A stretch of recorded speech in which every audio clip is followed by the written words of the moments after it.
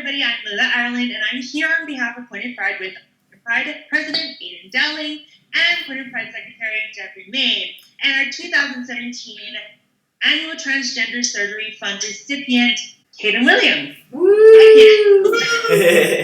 He awarding him $3,000 toward his gender-confirming surgery, and here, so hi. Hi. Yep. So as Layla said, we're really excited to award you this funding and support this year. It's the best thing that we do all year. It's the whole point of our organization and what we're really passionate about. So really excited to support you leading up to your surgery, pre-surgery, post-op, helping with insurance any way that we can support you. So really stoked to get you the healthcare that you need. Thank you so much. Yeah, and so we kind of just wanted to really, make this quick little visuals for people who have donated, people who are following us and stuff like that. And so, Caden, I just wanted to know if maybe you could share a little bit.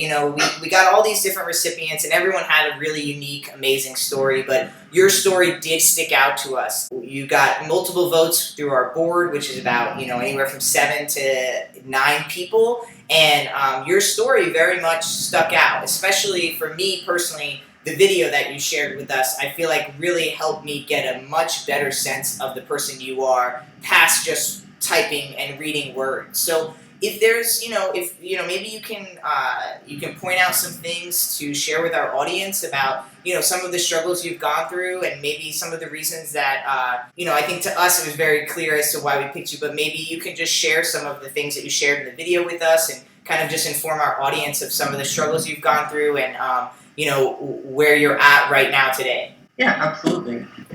So I'm originally from the Metro Detroit area of Michigan. I moved out to Eugene, Oregon for college, and I moved out here by myself. I didn't really have any help financially with that. And when I came here, I decided to start my transition really officially because I was going to be in a completely new place, 3,000 miles away from home, and I just thought it would be a perfect start to really getting or moving forward, with myself as a person. Moved out here, and I had a lot of financial struggles with that because out-of-state tuition is so expensive. And I ended up getting a part-time job to help save for that, as well as save for surgery, as well as paying for bills and stuff like that for medication.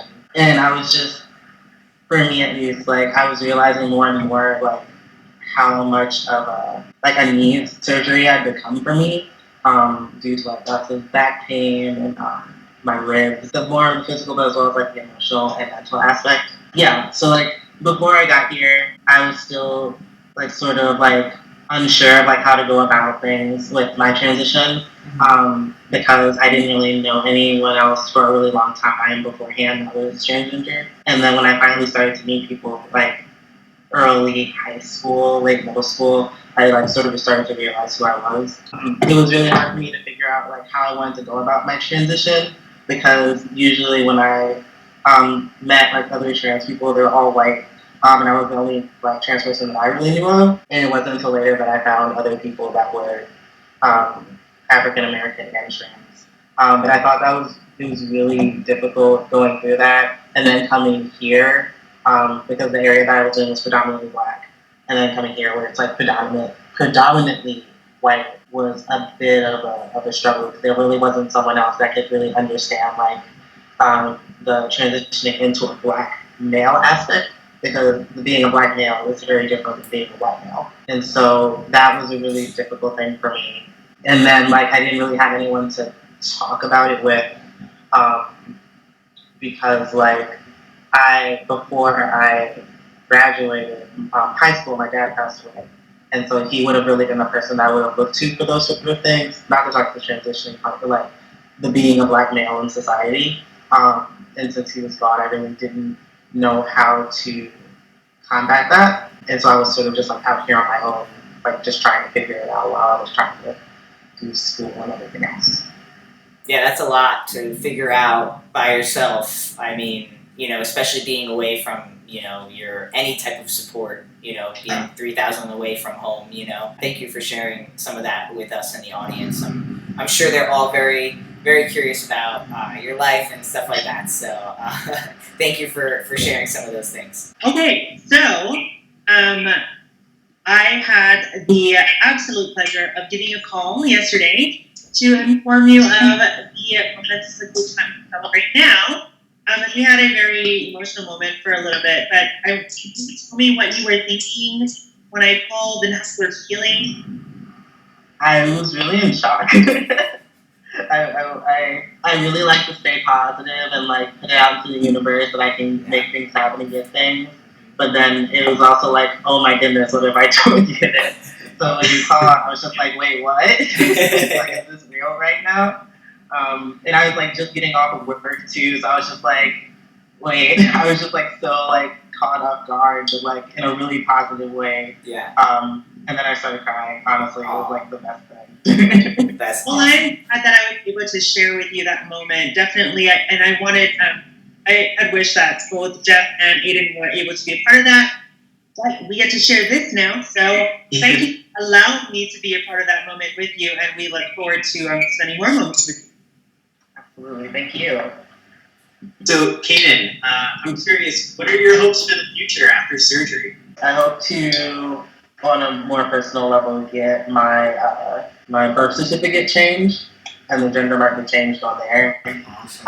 Because in the state of Michigan, you are only able to change your birth certificate and the gender marker if you have had the surgery.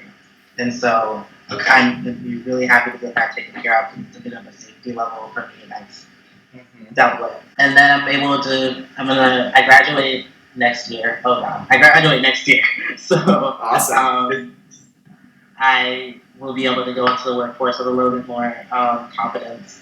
And I'm hoping to go into a place that's really like diverse and like really focused on making sure that their workers' issues and like their identities are taken care of and held positively. But if not, I would want to really help to change that space. I want to continue work.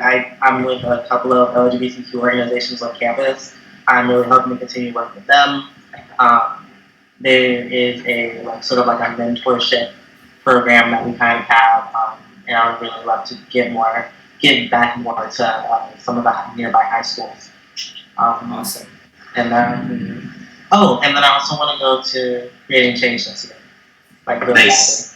Cool. That's a good goal. Amazing. That's a great conference to go to. I definitely put it on your radar if you can get there, and let me know. Awesome. So we know that. So this situation is a little different, right? So with your situation, in order to get your surgery, what we're going to be doing is we're going to be trying to be going through the insurance. So kind of our plan for your surgery is to set you up with insurance. So you're going to have insurance for, we'll have to figure it out based on when your surgery date will be. So it'll be, we can hook you up with insurance for the 6 months or the year term, whatever the surgery ends up being, if we can't get you in until past the 6 month or whatever. But we're going to try to get it done for you so that when you go back to school later on this for fall and winter semester, you can start 2018 and 2017 on a really high recovery note and start 2018. You're going to graduate, you're going to have your top surgery, you're going to start changing lives, you know what I mean? Your life's going to be changed, and we are going to be trying to work very heavily with your insurance and connecting those dots to get you to where you need to be, to find a surgeon here in Oregon and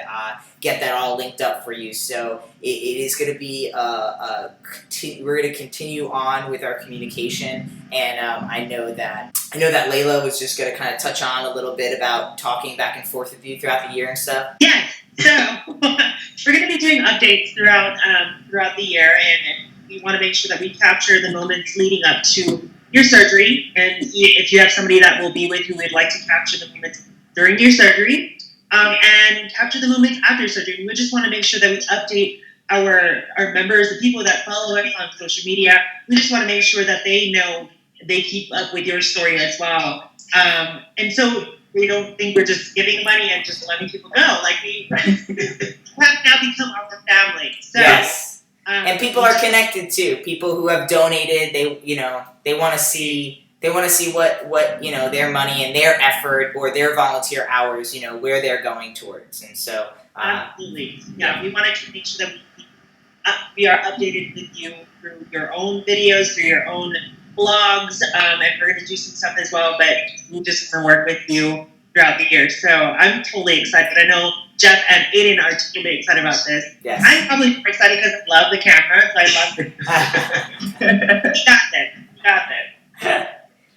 Well, go in ahead. that same vein, that's a perfect opportunity to just quickly thank our donors and our supporters and everyone who has followed us every step of the way, our volunteers for giving their time and talent, because as we're seeing, every dollar adds up and really does change lives, and we wouldn't be able to give you this support without their support. So thanks to everyone watching and everyone that has contributed or plans to contribute. Yes.